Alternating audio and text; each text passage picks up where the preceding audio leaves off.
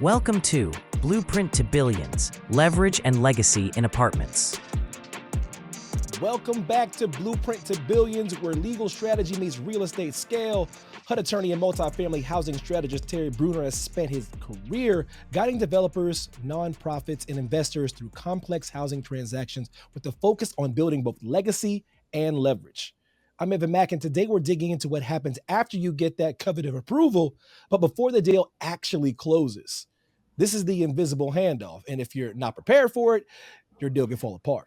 This is the invisible handoff, what HUD deals break down between approval and closing. Terry, sir, welcome back.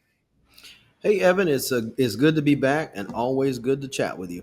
Good to chat with you. Now, the invisible handoff sounds like something, I don't know, in a comic book, or something like that. So for the people at home, what is the invisible handoff in a HUD deal, and why is that post-approval phase so risky? It's like a bootleg in football. The quarterback fakes the handoff and then runs around. I'm just kidding. It's one of my favorite plays. It's one of my favorite plays. So we call the invisible handoff the interim period between when HUD says you're approved to go build this thing, or you're approved to go acquire this thing, this apartment complex, and you need to close. So in the sense of a TPA, what we're doing is we're getting an approval from HUD, and then we're trying to close, take ownership, transfer ownership of that property, essentially to our clients.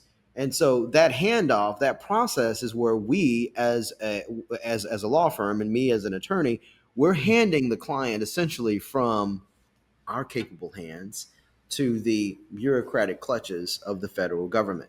And there's a process by which we want to do that, but it is so subtle and it is so slight in some ways that the clients don't even know that it's happening. So sometimes we have to name it, but that's why we call it the invisible handoff. What are the top two reasons you've seen deals stall after the approval when everyone thinks they're in the clear and everything's all hunky dory? Well, so you said the top two, right? Yes, sir. Okay. Number one, communication gets dropped. And so there's just an assumption that we have the approval, we have this thing, now we're going to continue moving it forward, right? Mm-hmm. We're just going to sort of amorphously believe that this is going to close in some way without there being any intentionality behind it. That's part of the problem is, and we talked about this in earlier episodes, if you're not communicating thoroughly and very succinctly and often throughout the process, it can easily be confused that somehow that preliminary approval letter that we get from HUD, that's the only thing that matters, and that we're done with the process. There's nothing else left to do. Well, you still got to close it. That's the first thing. The second thing that we see with these kinds of processes is that maybe sometimes parties just aren't working together. They aren't communicating. Maybe sometimes there's a funding issue, meaning that there's some other piece of the deal that needed to come together after the HUD approval that doesn't occur. And when those things don't happen, then it risks putting the whole closing in jeopardy. And if that goes forward, if that's the thing that happens, then we're going to be in a world where that approval that we've worked so hard to get from the government, it can be rescinded. And we don't want that to happen. So usually when the government gives us an approval, they say you have 45 business days to get this done. So we've got about 45 days to make this invisible handoff. And if you're not, one, communicating, and if two, you're not being very, very diligent with all of the people who need to make this happen. So that would be our client, the seller, the title company, and any other groups who are involved in this, including the lender. If everyone is not on the same page about what needs to happen and by when, then we run the risk of the whole deal collapsing. And think about that. You've gone through a months-long process to get this done, a very tedious, cumbersome and complex thing to do.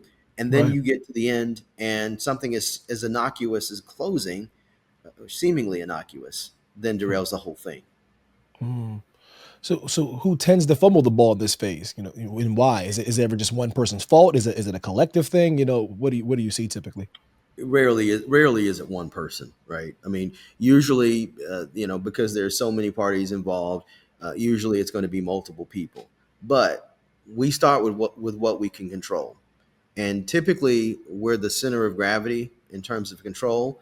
It's in the hands of our client, the borrower, the would-be purchaser, the entity or the group that's actually taking ownership from the previous owner. Usually we're in the seat of driving that, right? So we're going to drive forward. We're going to send documents. We're going to be in communication with the title company. We're going to be in communication with HUD. We're going to be in touch with our client. We're going to be in touch with the seller's attorneys, because then we're going to hand off our part of the deal to them. And so the pieces that we need to get together, we're telling them, hey, we're going to do 1, 2, 3, and 4. The rest is on you. We have until this date to get this thing done, closed, buttoned up. So let's do that. So rarely is it one person or one entity's fault. Usually it's a combination of factors. But I'll give you an example from a fairly recent deal. We had gotten an approval, got all the way to closing, and the thing kept lagging. And we were like, why can't we make this handoff? What's going on? Well, it turns out that our client had some other equity investors. They were sort of the invisible hand behind the deal, and they had issues with some insurance requirements that were on that particular deal. And it just so happened that the property in question was in a flood zone or floodplain, and there were special requirements, obviously, because of where the property was situated.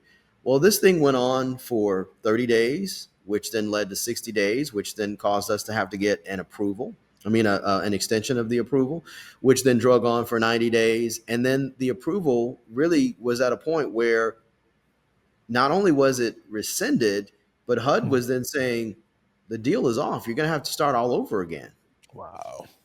So can you That's imagine crazy. this? And That's so, crazy. yeah, and all the while, no one is really saying to the lender or to HUD what's going on. But, our firm is right in the middle of it. And we're saying to them, guys, we've got to say something. We've got to do something, because this matters. And if we don't say something, then this could actually be a problem, like a serious problem. So all that to say, we had to engineer an entire process, which is very rare, where we had to resubmit some of the documents and go through another process, although a stripped down process with HUD. And fortunately, we knew the attorneys who were involved at HUD, and we were able to push it through in record time. But the deal did not ultimately close until about 7 months, I think, after we had gotten the initial approval from HUD. And that was all because on the buyer side of the ledger, they were not aligned with their equity partners, their JV folks, who really had questions that frankly should have been troubleshot well before we got to that point. So you can see there were at least a couple of parties who were involved, but usually when this happens, there are multiple responsible parties. But what early warning signs tell you a deal is drifting off course even after HUD greenlights it? Okay, so let's say you get an approval letter on September 9th, and we Right. send it out on September 10th. In the ordinary course of business, by September 11th, 12th, 13th, someone is going to be saying, hey, we want to close by September 30th. So let's gin up the processes so we can do this. If we get a week, 2 weeks beyond when we've sent out the approval letter and it's crickets, or they say, we'll get back to you on when we close, that's usually an indication that something is not right. Because Mhm. if you have done all of the work and expended all of the money and resources to go through this process, and if you get to the end of it where, like, which is really the aim, which is HUD to say yes, you get to the end of that and you're not anxious to close, something's wrong. Hmm. That means something has transpired. Maybe usually we're not aware of it, which I know is a strange thing to say, but something has gone on and transpired where then we have to ask the question, okay, we've got to get in front of this. And so our job really is always to stay in front of a transaction, stay in front of a deal, stay in front of what's going on in such a way so that we can try to keep things moving on a certain track. When we don't see an initial closing date being scheduled, and particularly if that closing date is not fairly proximate to when we receive the letter, that's usually our first indication that something's gone wrong. Hmm. How do you keep clients and teams aligned though once the excitement of approval starts to fade? Communication.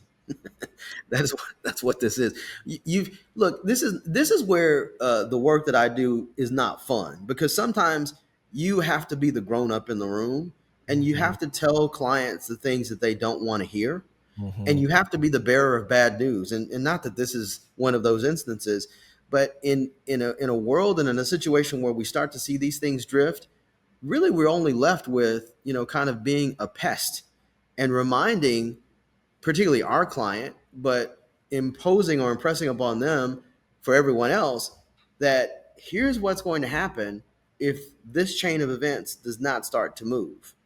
And sometimes that bearer of bad news piece that I'm talking about is saying, look, you are obligated under a contract once we have an approval to get to closing. If we don't close this, you might have some legal exposure that you may or may not be aware of. I hmm, probably wouldn't I wouldn't know why they wouldn't be aware of it, but there's probably some exposure there that they should be reminded of, let's say. right. And it's my job to continue to remind them of that so that we can continue to press. So when we have, situations like this where we see these things beginning to happen, then we've got to continue to press upon our client what the stakes are, and then more broadly, assuming the client is okay with it, we've got to communicate broadly to the rest of the people involved that, hey, our letter says we have, this many days to get this transaction closed and buttoned, and if we don't, then here's what's going to happen. So it's really just about being more of the aggressor and being more of the communicator in those types of situations. That's really the tried and true medicine that works in these cases. Hmm. What's one thing developers should do immediately after a HUD issues a green light to avoid losing that momentum we've been talking about? Well, I think they should, number one, alert all of their internal parties of Mhm, what has been achieved and what's been granted. Then they mhm, obviously should reach out to their counterparts. So obviously, this is a deal that they have with the seller.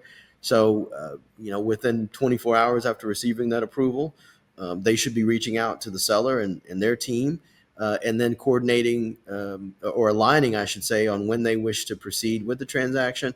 And then the two of them jointly should probably be coordinating, how they want to finalize the transaction, and then all of the other moving pieces that contractually need to happen. But it starts with the letter, then it starts with us notifying the buyer, and then it ultimately concludes, or not concludes, but culminates, I should say, in mhm. all of those parties, buyer and seller, getting together and creating a real path and aligning on what needs to happen in order to get things closed. Now, the thing I think is so interesting about this is you'd be shocked sometimes how infrequently and how sparingly buyers and sellers communicate about things like this, particularly if they're big entities and there are multiple people involved. The principals may never talk to each other, but the onus is on all of the people who are in the deal, whoever's supposed to be handling that piece or those pieces of it. It's on them to keep things moving forward and to keep them talking, so that not only do these things get resolved, but that you ultimately get to the outcome that you both agreed to in the contract. And I think that's really important to be mindful of, and really important to keep a stress point on when you get that letter, when you get that approval. Hmm. What's the biggest misconception developers have about HUD approvals that kind of lulls them in a false sense of security? Well, there are probably multiple answers, but the one that comes to the top of mind, most people know going into this that this is going to be somewhat of a lengthy process. And obviously, we want to minimize that timeline as much as possible, and we do. But this is not something that you're going to do in a month's time. This is Hmm, not a 30-day process. There are a lot of developers and investors that we've worked with over the years. They may or may not have their complete what's called equity stack in line, meaning that they haven't lined up all of the money, and they say, mhm, "Well, we'll figure out the rest as we go through the deal." And the false sense of security is that they have this security blanket of time, and they say, "Well, it's going to take 3, 4, 5 months, whatever it is," and we got all the time in the world to finish this. Sort of a procrastinating point. And usually this Mhm. is not the only thing they're working on. They've got, multiple other, things in the pipeline. They might be trying to get other things under contract, and they allow the time to lag and slip. And then they get an approval, or they get a call from us, and we say, hey, we think that we're, a month away, or we think we're 2 weeks away from getting this done. And they, and then there's like, oh my God, what do you mean? I didn't think it's going to be this fast. And then they've got to sort of scramble and circle the wagons to, go raise whatever it is that they need to raise in terms of money and equity. And then it's like, well, we're gonna need more time than that. Now, we've had instances where clients have said, well, the letter gives us 45 days, right? And it's like, yeah, Mhm. 45 business days. And they said, well, we'll use that time. Well, you probably could do that if it were just you in the process. Hmm. But again, you've made a contractually binding obligation with another party, the seller. So oftentimes, what in these situations is that they don't want to communicate that to the seller. They want to just simply go, and say, "Hey, can you do it, Terry? Can you reach out to them and tell them this?" Which then puts, obviously, I mean, it just puts us in a very tight spot. And Yeah. sometimes, we have no choice but to do that. But the point being is, like, if you know that there's an obligation that's imposed upon you by what you've signed, you've got to keep on top of dates, deadlines, and be internally organized enough to make sure that that actually is the point. Awesome. Terry, I want to kind of get into your latest initiative, the niche practice. And kind of before I ask the one question, I had one thought about, who do you feel this would particularly benefit the most, when it comes to this latest initiative? The niche practice was born out of my own experience in the law, and out of this experience, out of a set of experiences that told me there was only one way to be a lawyer, only one way to build a practice, only one way to build a business. And I found that not to be true. And I'll be honest with you. If you come from the sort of environment where you don't have a lot of lawyers in your life, you weren't raised or reared with lawyers, you might come from underprivileged, or I shouldn't say underprivileged, but under resourced backgrounds. Mm, So you're a person of color, you're a woman, you're someone who just doesn't necessarily come from a professional sort of background in terms of family. You can tend to believe then that whatever you're told by those who have done it before, you tend to believe that those answers are the only answers to the path for success. yeah. And when I looked around, I didn't see many examples like me, like my path. They didn't look like me. They didn't sound like me. They certainly did not have the kind of set of experiences that I had had. And I'll like just to be very transparent about it. I remember when I was working at HUD, so within the government, and one of my colleagues oftentimes said, "Hey, this is all I can do." He said, "This is all I can do is work at HUD," and this is someone who had a law degree, right, a law license. And I said, "Why would you say that?" And he was like, "Well, what we do is so different and specialized compared to what other lawyers do. There's Hmm. nowhere else for me to go." And I always recoiled at that because I knew, just based on the external lawyers that we saw, who were literally on the proverbial other side of the table of the deals that we were closing, Right. I knew that if they could do it, I could do it also. The difference was there was no one sitting out there at the time that I could see who could teach me how to do what I ultimately knew was possible. And I always say that if there was someone when I was starting out my legal career, if there was someone like me now who would have taken me aside and said, "Hey, novice lawyer Terry, if you just do steps one, two, three, and four in 3 years or 5 years or 10 years, this could be you." And so, Wow. what this really is aimed at, what the niche practice is aimed at, is teaching those lessons to folks who maybe you've done a little something, maybe you've worked at a big law firm, maybe you've worked for the government for 3 or 4 years, maybe you're just in a practice area that you don't like, or maybe you're just kind of spinning the wheel, maybe you already have a practice, you're spinning the wheel, and you're doing all these sorts of things. This is aimed at saying to that person, to that woman lawyer, to that person of color lawyer, to that under resourced person, background lawyer, that here's how you build something that's sustainable.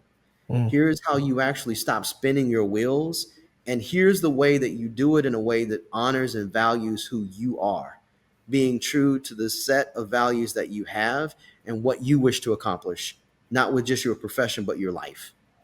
Awesome. Good stuff, Terry. Appreciate you. Thanks, Evan. I really appreciate you. It's awesome. If you've been listening to Blueprint to Billions, if you're in the weeds of a HUD deal and need help closing strong, get in touch with Terry at terrybrunerlaw.com. Now, for the attorneys listening, if you're tired of the post-approval slog in your own career and want to build something nimble, profitable, and purpose-driven, visit thenichepractice.com to learn how to create your own lane. And as always, hit that subscribe button, share with someone that may find this information helpful. We all appreciate you for joining us. Thanks for watching.